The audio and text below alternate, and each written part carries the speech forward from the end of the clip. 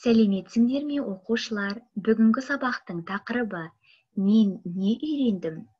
Берілген жаңа сөз «Жаяу жол». Тыңдалым оқылым тапсырмасы 4-ші тапсырма 77-ші бет.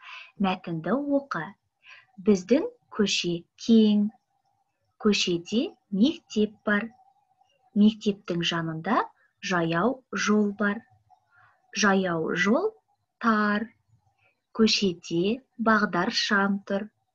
Бағдаршамның қызыл, сары, жасыл көздері бар.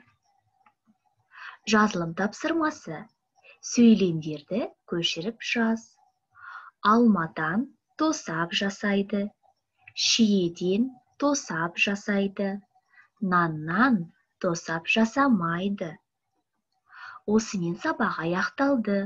Сау болыңдар, оқушылар.